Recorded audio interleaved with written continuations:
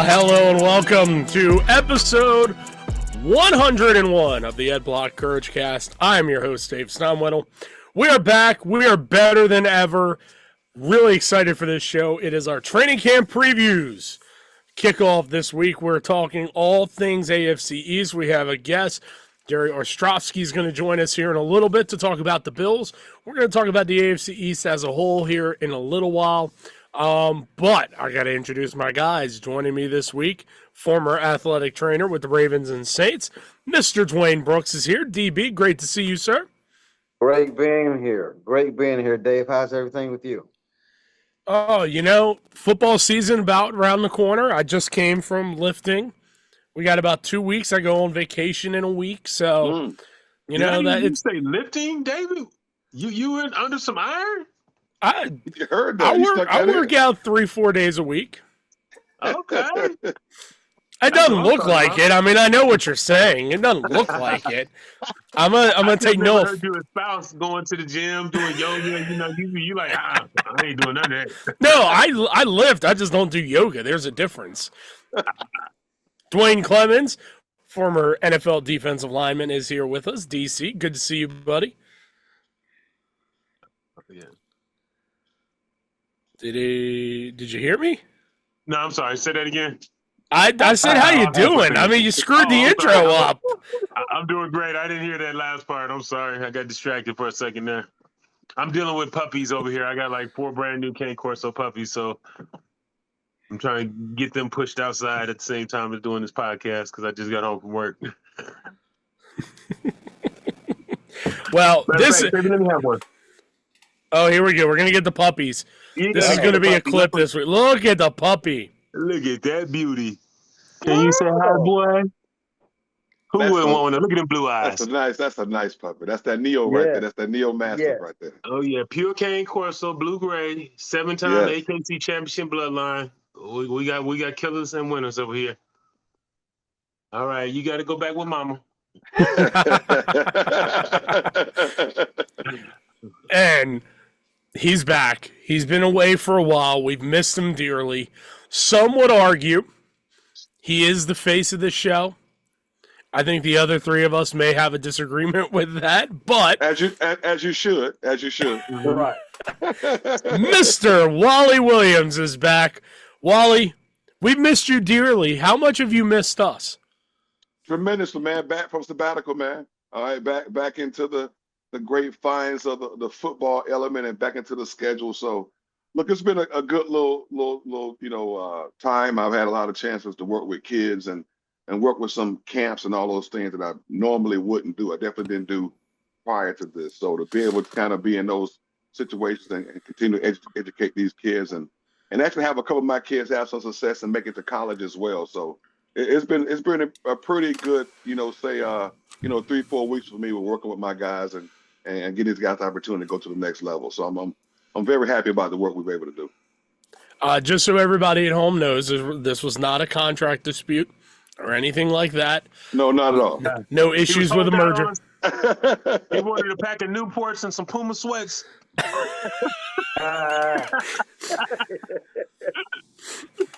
We're going to get you a Jerry Jones deal right now. Well, yeah, glad to be back with you guys, man. Glad to chop it up with you. It's always a fun time. Always a fun time. Yeah, we got a lot to talk about in this show. We're going to talk about the AFC East here in a moment. The big news that just did drop, Christian Wilkins has been released by the Las Vegas Raiders after he signed that big deal with them last year. Had a disagreement between the team and Wilkins about his rehab and his foot injury that he suffered last year. Basically, the Raiders suggested that he have surgery. He opted not to. That led to a rub among the team, and the saga has officially ended with him being released. Now, we know Christian Wilkins is as a dominant defensive lineman when healthy. What do you guys see as his market here as he hits with training camp starting? It's an interesting situation with him because, and Duane can definitely speak on this about how injuries affect the market and how they affect, a player having an opportunity to move on. Now, I know if I read the reports on that the Raiders they still have to pay him $20 million guaranteed this year because of his contract and how they already allocated $59+ million to him in guaranteed money. But,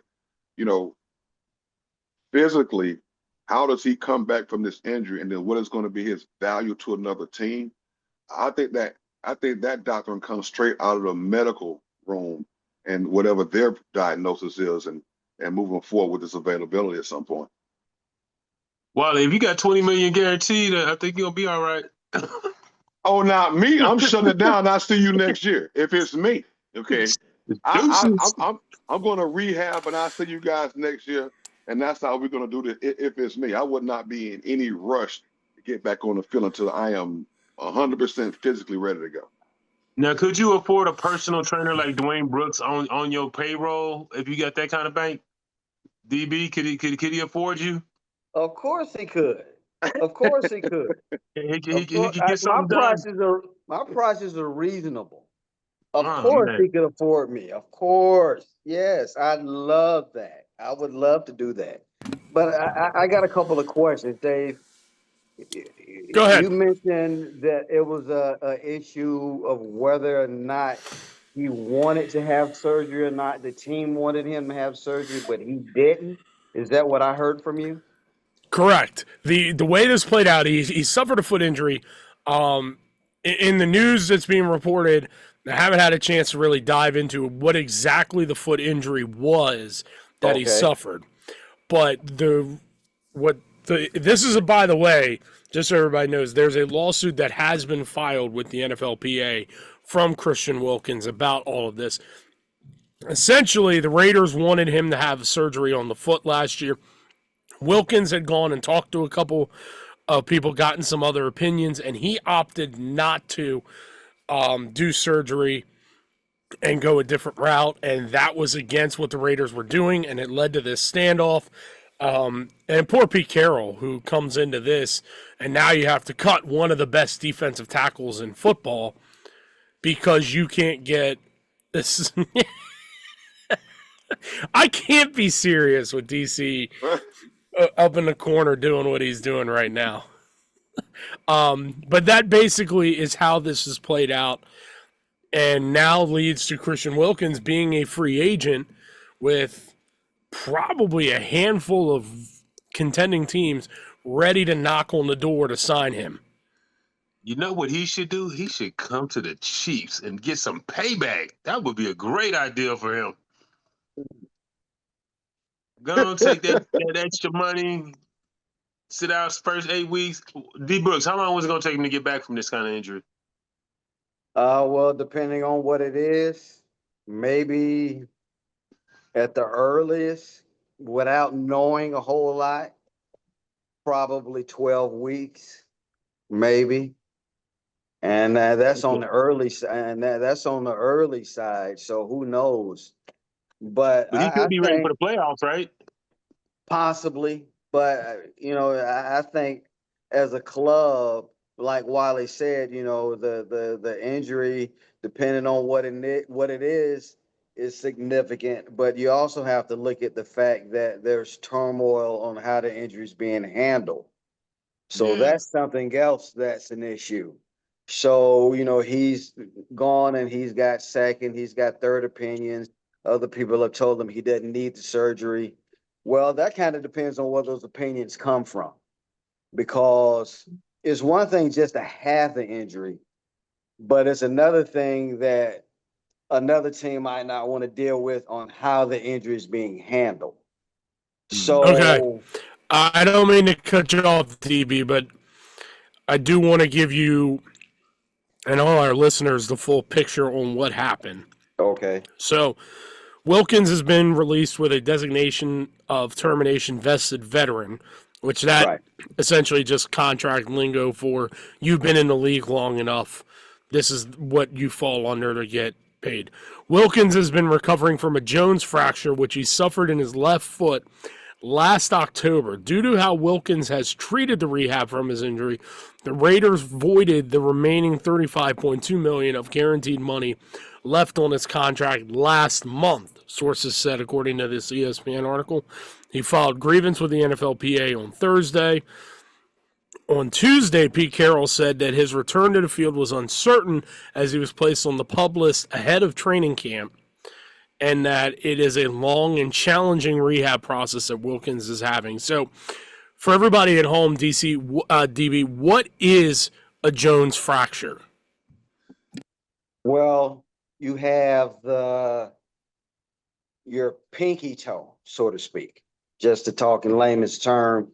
You have the joint that's on the very outside of your foot. And a lot of times players injure it, they fracture it, it's non-contact, or somebody steps on it. I've seen the receiver plant funny and fracture his just by planting. And he landed on it funny, and then he fell down and he fractured his. So that's basically what it is. But my question again is, this is something that happened last year, and they're still discussing it. You know, it's still lingering on. So is this guy an idiot when it comes to getting his rehab? Or, you know, or is he just not vibing with the athletic training staff? So you have to ask yourself, when you're going to bring this guy in, is this guy difficult to work with? You know, that's why a lot of scouts, when they come in, you know, a lot of scouts talk to athletic trainers before they talk to anybody. Because if a player's he's an idiot in the athletic training room, he's going to be an idiot in the locker room. He's going to be an idiot in the weight room. And I'm not saying that's his situation, but as a club, I'm going to ask myself, how is he when he gets injured? How is he to deal with? How easy is he to deal with? Is he difficult? And it sounds like there's some issues going on between him and the medical staff. We will continue to keep our eye on this and see where Christian Wilkins ends up. He might end up with the team that our friend back on the program with us, former Ed Block Courage Award recipient, Jerry Ostroski, is here with us. Jerry, can you hear me? Yeah, I can hear you. How you doing? We're doing well. Are you in the Christian Wilkins market since he just became a free agent? No, thank you. No, thanks. We're good. We already got a defensive end that has a history of having injuries in Joey Bosa. So hopefully we keep him healthy. We drafted well up front. We don't need Mr. Wilkins, especially since he's got history with the franchise, number 17, Josh Allen. So no, we're good. We'll hold. Well, technically, you got two injury guys on your ends, right? Who's the other? Your linebacker that you got from Denver. Why am I forgetting his name? Von Miller. Yeah, how's he doing? Well, we move Von on. Vaughn's now down in Washington, so he's that's with the Commanders. yeah. He's Washington's issue, not ours. But no, I'll tell you what. I'll say this. Vaughn actually, if we'd have brought him back at a discounted price, I would not have had an issue with that. I had no problem with Vaughn if they brought him back. I like Von Miller. I still think he's a viable rusher in the NFL, and but yeah, we're pretty good right now. We're set with as far as depth at the defensive end spot. So Jerry, as we officially transition to talk about the Buffalo Bills here, when you look at let me just mute Wally here for a second. When you look at Buffalo and you look at this division as a whole, does this feel like the Bills' best team that they've had for a chance at a Super Bowl? I mean, yeah, I would say so. And I think a big part of that has to do with the offseason, how they address the defense, not just in free agency, but also in the draft. Out of 8 picks or 9 picks, I think they took 7 defensive players and took them early. Maxwell Hairston, first-round pick out of Kentucky at corner. Little battle with Trey White for the other cornerback spot opposite of Christian Benford. Brought in TJ Sanders from South Carolina, a really, really dynamic inside guy on the defensive line, a twitchy dude, wins off his first step.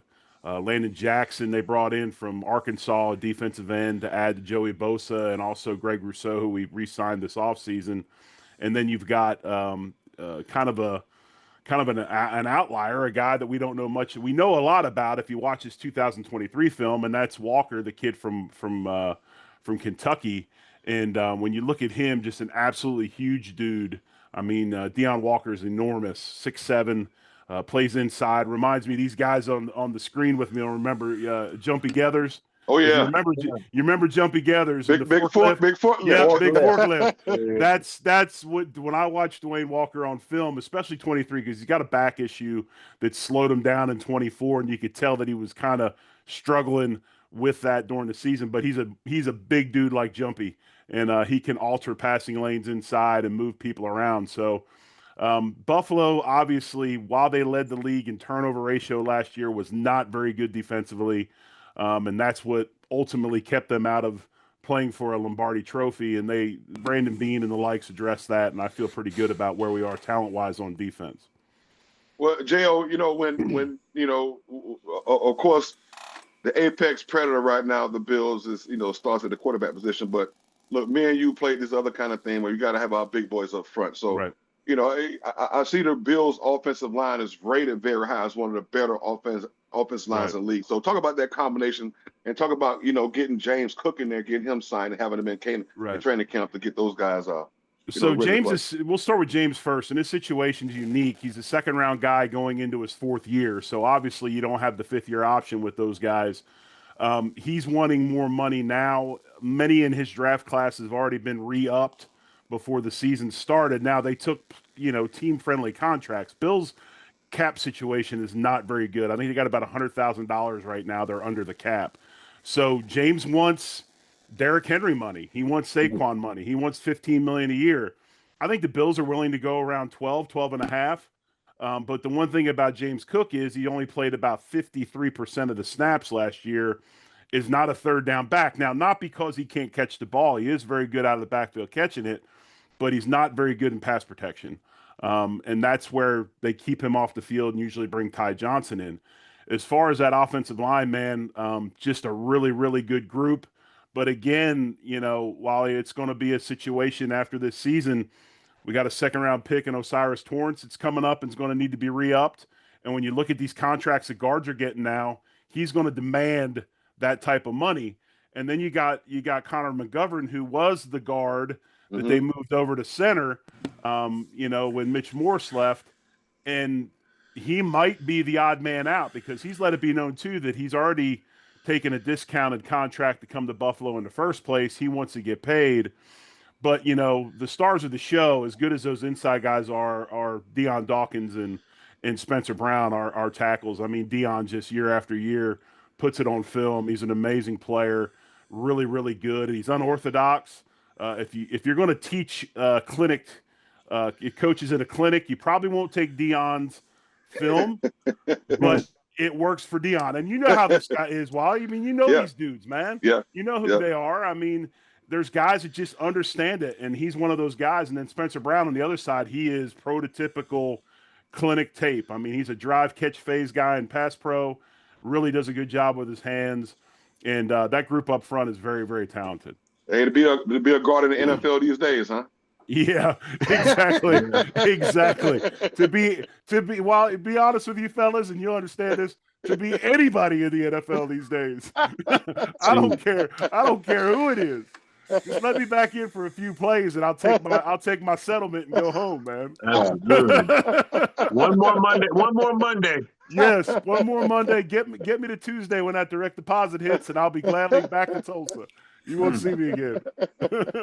You think when you retire, you miss Sundays? Nah, you miss Mondays. Yes, no doubt. No doubt. When you got that confirmation that it went through, believe me. So the Chiefs were kind of cheap. They would not do direct deposit. So you had to actually pick your paper check up and take it to the bank.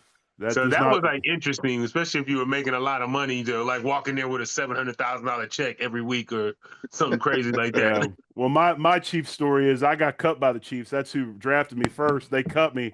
I walked into the office and the lady looked at me and she said, "Are you flying or driving?" I said, "I'm driving." She said, "Where do you live?" "Tulsa." She reached in her desk and pulled out an atlas or an deal, and she opened it up and she looked at the exact miles and gave me about 25 cents a mile and said, "Here you go, sir. Be careful on the way home.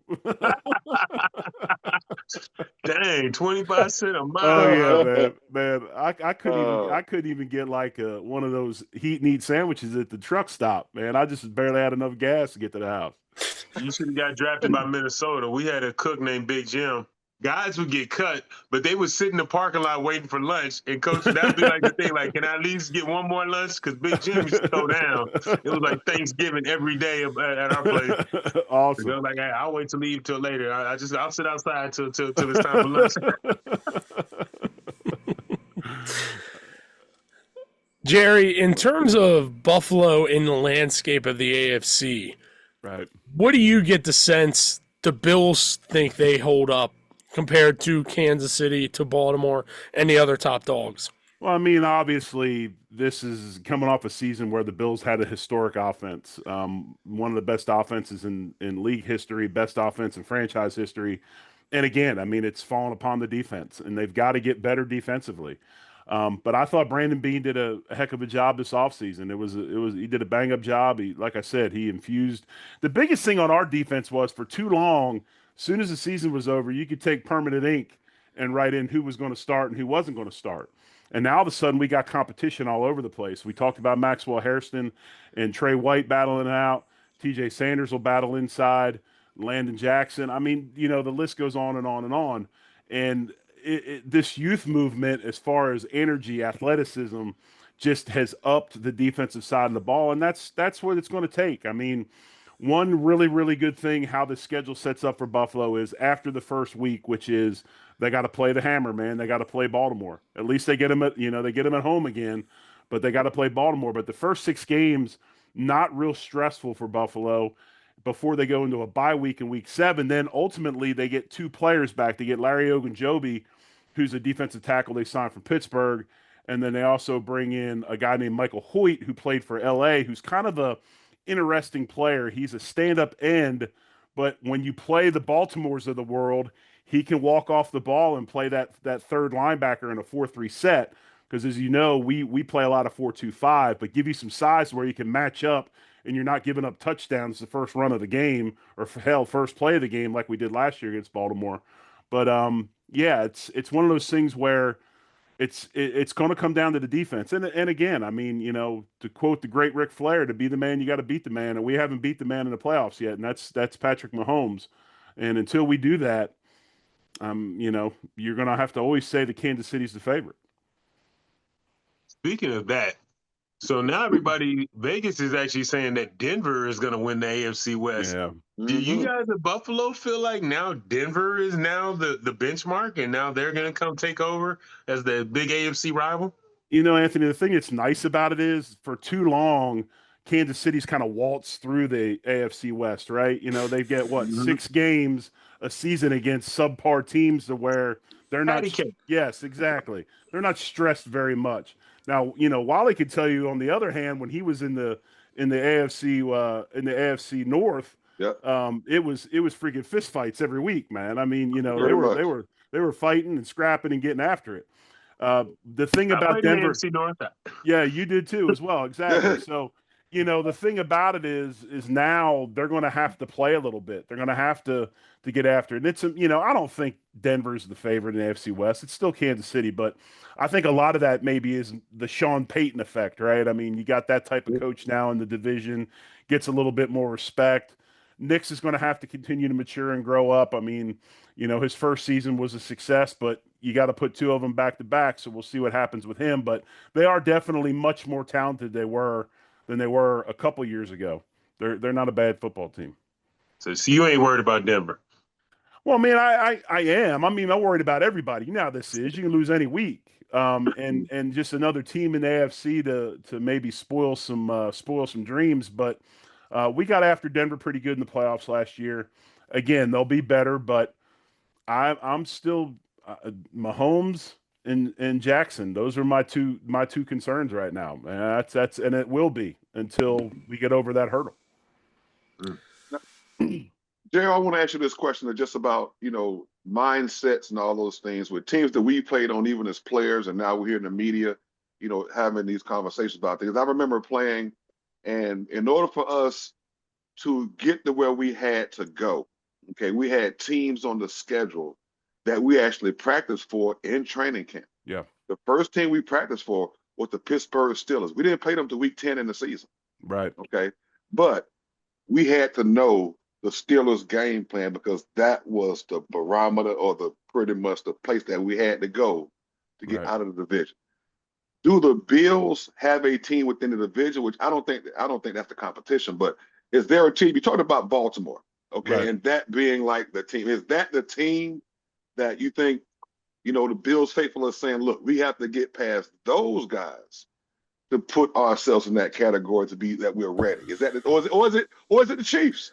Okay, or is it all of them across the board? Right. Well, interdivision, as far as interdivision, as far as that goes, I think that New England's going to really make a step forward. I like their football team. They've done a heck of a job building it. With Vrabel up there now, brings a different mentality. Their draft was second to none. I mean, their draft was amazing. So interdivision wise, you look at them now. You'd think the Jets. It's going to take Aaron Glenn a while to change that culture in New York. And then they have the issue today with Justin Fields has the toe injury, so we'll see how that whole thing comes out. Miami's Miami. They can't seem to get out of their own way, and I hope it stays that way, to be honest with you. But when I look at football teams, and I'm not just saying this because you're in front of me, but when I look at a team, if I'm going to build a team to win it all, I want my football team to look exactly like the Baltimore Ravens. I've respected the Ravens since I played the Ravens. I've always liked the Ravens. My younger son still is a Ravens fan, even though he likes the Bills. Just that physicality meshed with just extreme athleticism across the field. It's just really, really hard to beat. And obviously last year we got lucky with a couple of things in Orchard Park, and we were able to turn over, Lamar a few times early. And then, of course, the Andrews situation, and I have a lot of respect for him. I think he's a hell of a tight end. Some things happen sometimes, but Kansas City, if we could figure out how to play their passing game better, I think it's a little bit, when I look at the two teams, I think it's a little bit, I don't want to say simpler, but maybe the end point's a little easier with Kansas City. We got to learn how to take away some of this passing stuff. And we're going to do that with a better defense and a better secondary. But when you play Baltimore, man, it's just one of those deals where you know how it is, guys. I mean, you've played in these games. Before you even leave the locker room, you're like, dude, I'm going to feel miserable today. It's every play, the dude's right across from you, and he's going to hit you in the face every play. And that's how I feel about Baltimore. So if I'm trying to build a team, I want them to look like the Ravens. And I always kind of, look at the Bills and say, and we're going to get an early test, game one, right? Week one, right off the bat, Sunday Night Football. We're going to see how it is. If the Bills can match that physicality, I feel pretty good about things. All right, Jerry, I want to get you out of here on this because we appreciate all the time that you've given us so far. Give me your record prediction and what your hope for the Bills is this year. Well, I kind of set the over-under at 13. Is where I'm kind of looking. 13 wins. Can they get over 13? I don't know. There's some tough games in there. You got Baltimore early. You got Kansas City at home, I think week 8. We got Tampa Bay coming to town. Obviously, interdivision, that's going to be harder than it's been with the resurgence of New England. We do have Philadelphia, but it's like the last game of the season or second to last game of the season. So it's one of those deals where our guys going to take one snap and then go over and put a baseball hat on at that point. But I kind of look at 13 is the deal. I mean, if they finish 12-5, maybe even 11-6, I wouldn't be shocked. But I think that they got a chance to win 13 on the schedule as far as the season goes. And if they can infuse this young talent on defense and give them the experience they need early in the season as they get to the week 7 bye week, like I said, they get Ogunjobi and Hoyt back, who are both suspended for PED usage. One they kind of knew about, one they didn't know about. But when they come back in, a little bit more veterans presence on defense, we'll see how things go. But as always, guys, and this, you don't know about the injury situation. If they can stay healthy, I feel pretty good about it. If they can't, we'll see what happens. All right, Jerry. Well, thank you for taking some time with us. We always appreciate when you come on, and we'd love to have you on. And we'd love to also have you come to Baltimore for the gala this I'd love coming to. year. Love to. One of the best nights I've had as far as my career goes. You guys do an unbelievable job down there. Yeah. Come on back and hang out with us, man. Can you dance, Jerry? Come on, man. I can move a little bit. I got 2 new knees now, man. I can hit it. I can hit it. All right, let's go. Yeah, let's go. Let's go. Let's go, Wally. You got one. There's gonna have some other linemen in there. You know, it's too many. Hey, JL, too many cute bodies in there, man. We gotta have some more linemen in there to kind of, spice things up, man. David, give me the You got information. moves like a Jabberwocky. I don't know about that. I kind of dance like I played. I'm a badass in the 3x3 box, man. Jerry, don't you? We will get you all that information because we'd love to do. have you as a former recipient come back and Appreciate it. you get to come back and do the show with us again. So that's Please, you got my info, man. Let me know. Duane, Anthony, Wally, great to see you guys, man. Thanks for having me on, and we'll talk soon. all right. We are going to wrap up and talk AFC East football to wrap up this pod. And let's start with the Jets because Jerry mentioned the Justin Fields situation. So, DB, I want to bring you in. A dislocated toe. He's listed as day-to-day. It sounded bad initially that he was carted off with a lower leg injury. Realistically, how bad is this injury for Justin Fields? Which toe is it? I believe it's the big toe is what they said. Oh, no. oh. Well, let me add one more caveat to that. When you say which toe is it, can you get more specific on which foot, whether it is his plant foot or whether it's his foot where he's dropping back? Which toe is it? They did. I have not seen them say which foot it is. Okay. I have just seen them say it's a dislocated toe, and as of right now, he is day to day. Okay. All right. Ain't nothing without your feet, Dave. Especially the great toe, the big toe. That's important. It absorbs the most weight of any joint on your body. You know, and that's what retired Deion Sanders. Yeah. You know, and turf toe is no joke. This is not turf toe. This is the dislocation of the joint.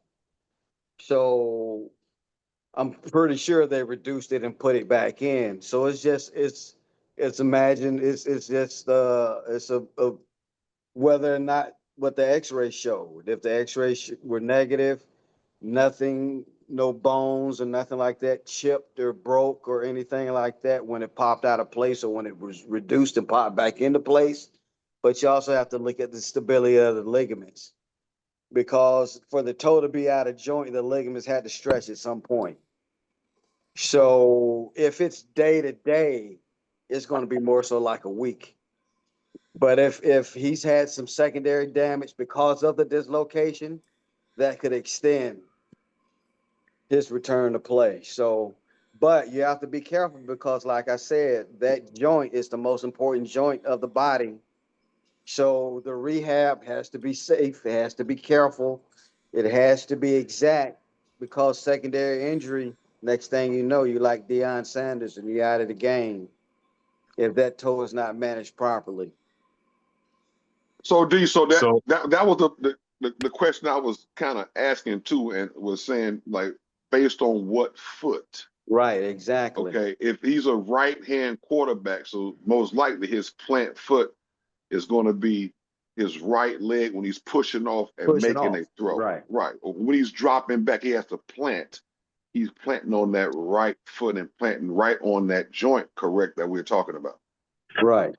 So that like I said, like you said, that it also not just, but which toe, which foot. That makes all the difference in the world. That makes a difference on how long it's going to take him to come back, how active of a toe that toe is, depending on which foot it is. If it's his plant foot, a drive foot, or whatever it is. But I doubt if it's going to be just day to day. I think it's going to be at the minimum a week. At the minimum, if it's just a dislocation with no other damage. But if he's damaged something, it's more than day to day. Trust me. So let me ask this question now. With the Justin Fields injury, we all know Buffalo's our pick to win this division. I don't think there's any Right. speculation about who we'd pick. But I think the better question is, who is the second best team in the AFC East? And my answer was going to be the Jets, because I do think Aaron Glenn can get that ship turned around quickly. You already have paid Garrett Wilson. You paid Sauce Gardner. Like that takes care of a lot of potential distractions right there. But now you have this Justin Fields injury. And if this is a lingering thing for a guy that's a mobile quarterback, Exactly. I mean, yeah, you're looking at Tyrod Taylor, who we talked about off air, as your backup, which is not a bad thing. But now that doesn't make you the second best team in that division. But I don't know who else you confidently can say is the second best team in that AFC East. So, Wally, I'll start with you. I mean, who do you think is the second best? I mean, by default, we're going to have to go with the Dolphins just because we think their roster may be a little bit more experienced than the Patriots right now. But I don't think just listen to what Jerry said about what he may be a little bit nervous of. The Patriots are always a threat. Yes. You really have Belichick Part 2 coming through there, and they're coming with the same kind of philosophy, and they come with the same roster and the same kind of championship kind of Patriot way, per se, that got them, to win many, many championships. So I think, just top of my head, the Dolphins by default.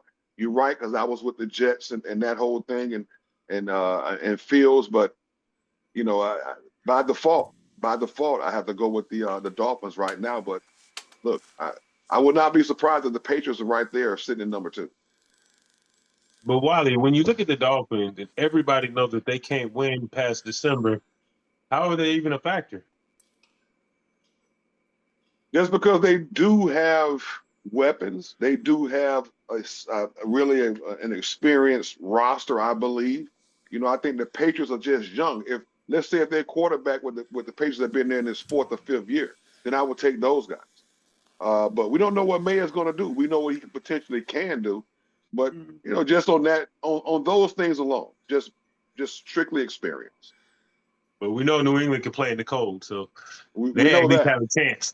Yeah, we know that. We know that.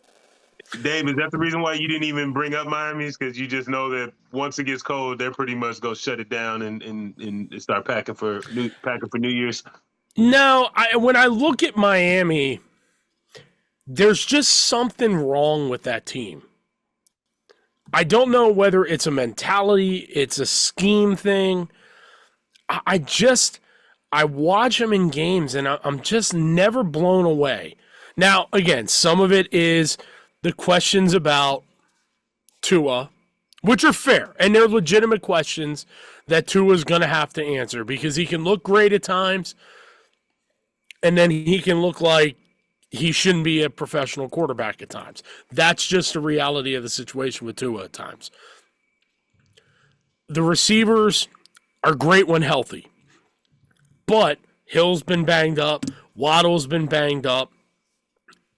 What are you going to get out of Darren Waller is a huge question to me. The guy was retired for a year, and you traded a more dependable tight end in Jonnu Smith to Pittsburgh to make way for Waller. Then you look at the defense, and the defense has been very underwhelming the last 2 years. It's just, I look at Miami and I just have too many questions for me to have any confidence in them, where I think you talk about the Jets, you talk about the Patriots, and you say they feel like they're ascending. Miami feels like they're descending. Yeah, absolutely. Yes. And I give a lot of credence to the people that say, and I'm going to ask you guys this question, I do think Mike McDaniel is on the hot seat. Because as good of a job as he is as an offensive mind, this team with this amount of talent just perpetually has underachieved. So looking at the Dolphins, where do you stand on Mike McDaniel and his potential job security going into this season? It sounds like to me he's a really good coordinator, but not so much of a really good head coach. He kind of reminds me of Dennis Allen and the situation they had with the Saints when he was their head coach. They didn't have a whole lot of success with him as a head coach, but he's really good as a defensive coordinator. And that's what it seems like the situation is with the Dolphins. So we'll see what happens. But as of right now, I'm not very pleased with him as a head coach. They just don't come off as a team that's very tough to me. You know, you think about some of the best coaches in the NFL, and it always starts with that. First of all, you got to have grit.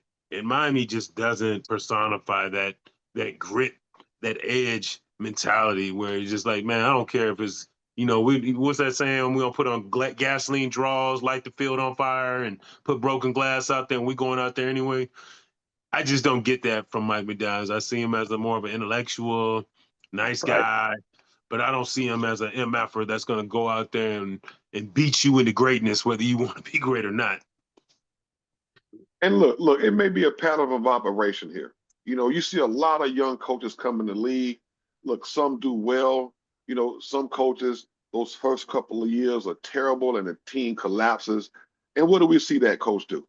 Get hired on another staff somewhere, become a coordinator. He's there for 3-4 years. The team does well offensively and defensively. That coach gives another chance. That's usually how curse reverberate through the NFL. I mean, Bill Belichick was no different. Okay, he's with the Browns. Okay, we move to Baltimore. All right, he goes to the Jets and gets back with Bill Parcells, and they go to the Patriots and go to a Super Bowl. And now he goes to the Patriots and has those things. So, it's almost a pattern of operation. He's still a young coach, so he'll get figured out somewhere else. Isn't Josh McDaniels still coaching somewhere? Isn't he still around the league somewhere? I think he's with the. Yeah. Or is he back with the Patriots? Yeah, I think so. Yeah, I think he's back with the Patriots. Right, he's back with the Patriots as offensive coordinator. So these coaches just keep going around, and you're right. Not every offensive coordinator is a good head coach. Not every head coach is a good coordinator. There's some head coaches who just are head coaches, okay? Right. And they just survey the field. And there's some guys who just like to coordinate, and they're just better, being on one side of football and coordinating their particular specialty. So, I think he'll get a shot. He may be on the hot seat, but he'll be back in some capacity. DB, I'm going to turn this over to you because we have one more team to talk about here in the AFC East before we give our standings predictions. That's how we're going to do it this year. Do it a little bit different. The Patriots. We all seem to be a little high on New England. Is there something about the Patriots that you really like going into this season? Uh, Or maybe I'm speaking for you and I shouldn't. Where do you stand on the Patriots here? Well, I think they are getting better. I do like what they did with some of their draft picks. They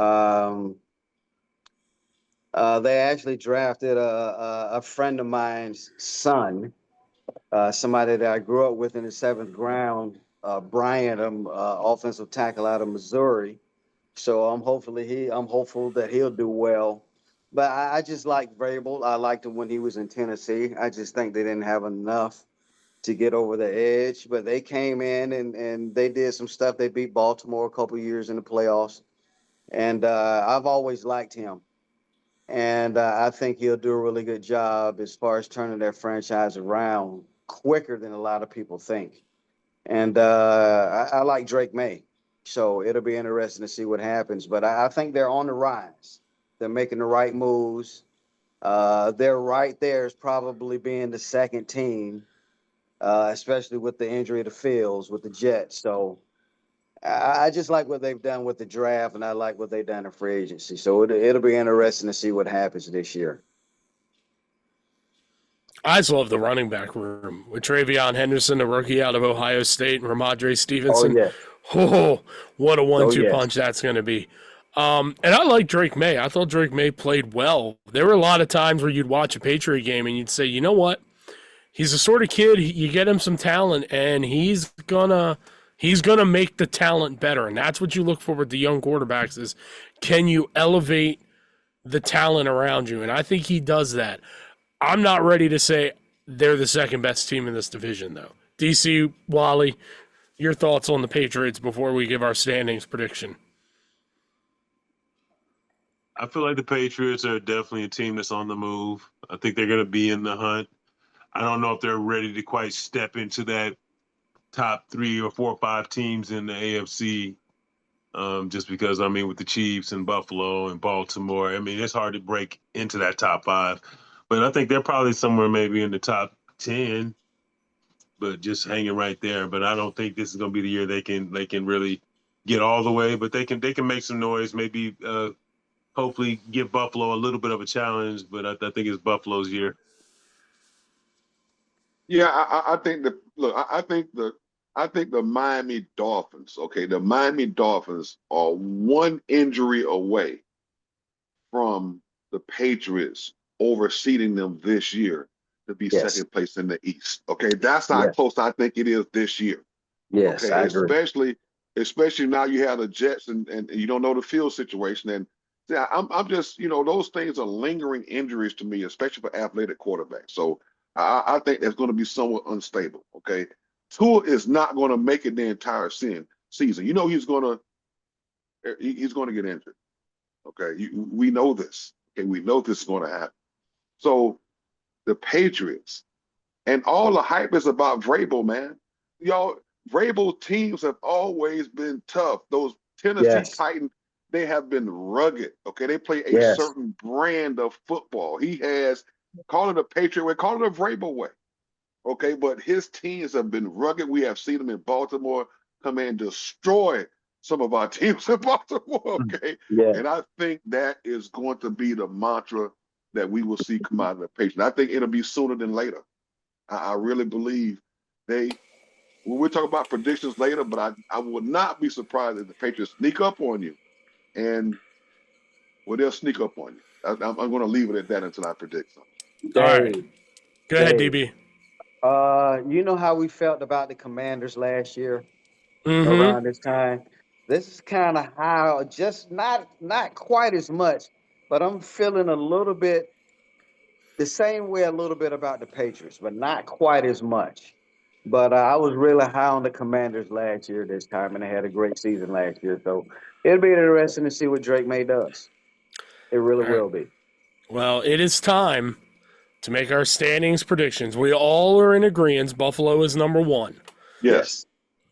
I'll give mine. Give you guys a second here to come up with how you rank the 4 teams and how they're going to finish. I have gone back and forth because I really do like this New England team.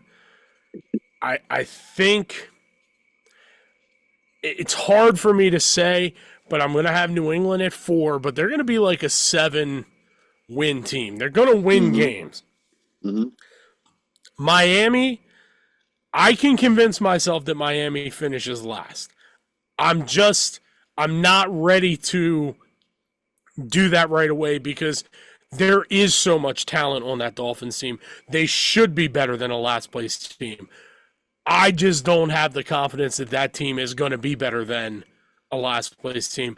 But for right now, with what they have on paper, they're the 3rd best team. And I still think Aaron Glenn finds a way with that Jet team to be competitive in the AFC East. But I can easily flip 4 and 2. And if Fields is injured, they'll go to the 4, and I think New England goes to 2 if New England gets on a little bit of a run. But those are my standings right now, July 24th. So, DB, I'm going to you. How do you see those standings? Well, obviously, I'm gonna pick Buffalo first. I'm gonna go with New England second. And I'm gonna